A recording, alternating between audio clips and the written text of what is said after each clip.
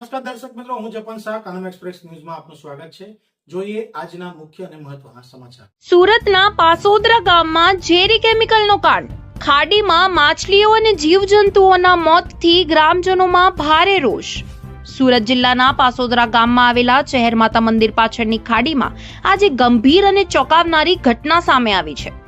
ખાડીમાં કોઈ અજાણ્યા ઝેરી કેમિકલ જેવા પદાર્થ છોડાતા મોટી સંખ્યામાં માછલીઓ અને અન્ય જીવજંતુઓ તરફડિયા મરી જતા સમગ્ર વિસ્તારમાં ચકચાર મચી ગઈ છે।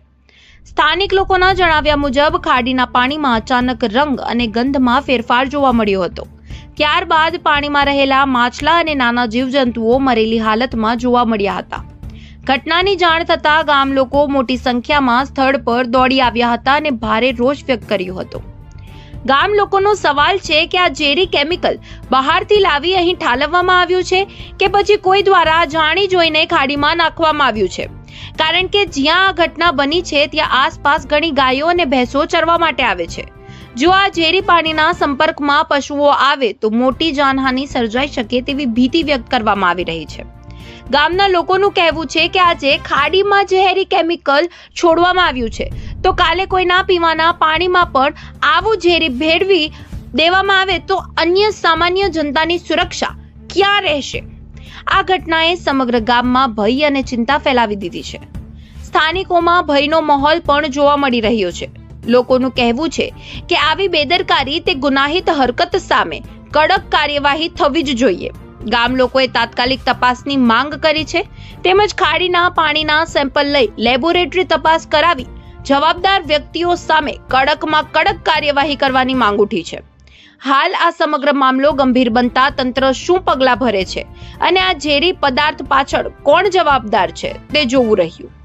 રિપોર્ટર પ્રજ્ઞેશ હિરપરા, સુરત। માફિયા રાજ, મંત્રીનું રાજ કે સામાન્ય જનતાનું રાજ, કે બધા જનતાને મૂર્ખ બનાવી માફિયાઓ અને મંત્રીઓ એક થઈને આ વિસ્તાર ઉપર રાજ કરીએ છીએ। આ વિસ્તાર છે કામરેજ વિધાનસભાનો વિસ્તાર।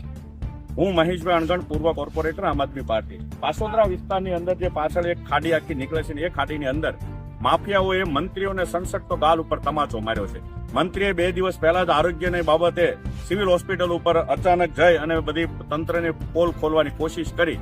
જોકે 2 દિવસ પૂરતું સમાચાર મીડિયાની અંદર આવશે, પાછું પરમ દિવસે એની જ પરિસ્થિતિ છે, પરંતુ એનો જવાબ આ માફિયાઓ મંત્રીના ગાલ ઉપર તમાચો મારીને એવી રીતે આપ્યો છે કે પાછળ જે આખી એક ખાડી નીકળે છે અને આ ખાડીની અંદર એકદમ જલદ કેમિકલ ભયંકર જે આરોગ્યને ખૂબ નુકસાનકારક છે, અને એ કેમિકલનું કાં તો ટેન્કર અથવા તો એની કોઈ કોથળીઓ કે અંદર ઠાલવીને જતા રહ્યા છે। જે કેમિકલનો નિકાલ યોગ્ય રીતે કરવાને બદલે આવી રીતે કરીને ગયા અને અંદર અસંખ્ય માછલીઓ મરી ગઈ। આ પાણી અહીંયાથી ખાડી વાટે પાસોદરાની વિવિધ સોસાયટીઓની પાછળથી પસાર થાય છે અને એની અંદર કેમિકલ બોરો આવેલા છે। બોરિંગની અંદર પણ આ કેમિકલ યુક્ત પાણી ઉતરશે અને આ જનતાનું જે સ્વાસ્થ્ય છે જોખમમાં મૂકવાનું કોશિશ થઈ છે। છતાં આજે માત્ર ને માત્ર તપાસના નામે અલગ અલગ અધિકારીઓ આવ્યા છે, સત્તા પક્ષના લોકો બી આજે પહોંચી ગયા છે। 2 દિવસ સુધી આ તપાસનો થનગડાટ ચાલુ રહેશે અને એક પણ વ્યક્તિની ધરપકડ થશે નહીં। કારણ એટલા માટે કે મંત્રી તો આજે બન્યા છે એવું નથી। આ વિસ્તારમાં 3 વર્ષથી આ જ મંત્રી છે। 3 વર્ષથી પાસોદરા પાસે જે ખાડી છે, લસકાણા પાસે જે ખાડી છે, એ દરેક ખાડીઓની અંદર લસકાણા પાસે બુલેટ ટ્રેન જે ગુડ્સ ટ્રેન પસાર થઈ છે, ત્યાં પણ આવી 2 વર્ષ પહેલા ઘટનાઓ બની હતી। અસંખ્ય માછલાઓ મરી ગયા હતા, પરંતુ કોઈના પેટનું પાણી હલ્યું નથી। આજે પણ એ કામગીરી હજી પણ યથાવત છે। ગઈકાલે આવી ઘટના રાત્રિના સમયે અહીંયા બની ગઈ છે। હવે સવાલ એ છે કે શું આ બધી સિસ્ટમ કેમ હેંગ થઈને ઊભી છે? કેમ કોઈ આમને સાંભળનારું નહીં? શું કામ? શું બધા જ માફિયાઓ આ ગુજરાત ઉપર રાજ કરે છે? સરકારનું કઈ ઉપજતું જ નથી। સરકારના મંત્રીઓ, સરકારના ધારાસભ્યો કે સરકારના જે આ વિસ્તાર જ્યાં ઉભા છે, જ્યાં ભારતીય જનતા પાર્ટીના કોર્પોરેટરનું ઘર છે એકદમ નજીકમાં, અને ત્યાં પણ આવી ઘટના બની ગઈ।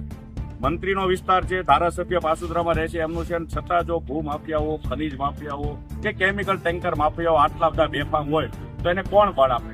સરકાર પોતે જ બળ આપે છે અને એની પાસેથી પૈસા લઈને જનતાનું આરોગ્ય જોખમમાં મૂકે છે। મારી એટલી જ વિનંતી છે કે જે ધારાસભ્ય અને જે આરોગ્ય મંત્રી બન્યા પછી પણ પોતાના વિસ્તારની અંદર આરોગ્ય સુવિધાઓ સૂત્ર રીતે આપી શકતા ના હોય અને આવા માફિયાઓ ઉપર કાર્યવાહી કરી શકતા ના હોય તો મંત્રીઓ શાના? હું આશા રાખું કે તમે કદાચ આ વખતે આ માફિયાઓ જે ટેન્કરો કે અહીંયા જે કોઈ કેમિકલ યુક્ત પદાર્થ નાખી ગયા છે અને અસંખ્ય માછલીઓને મારી નાખી છે, લોકોનું આરોગ્ય જોખમમાં મૂક્યું છે, એવાને વિરુદ્ધમાં 2 દિવસની અંદર કાર્યવાહી કરો, એવાની ધરપકડ કરો એવી વિનંતી છે।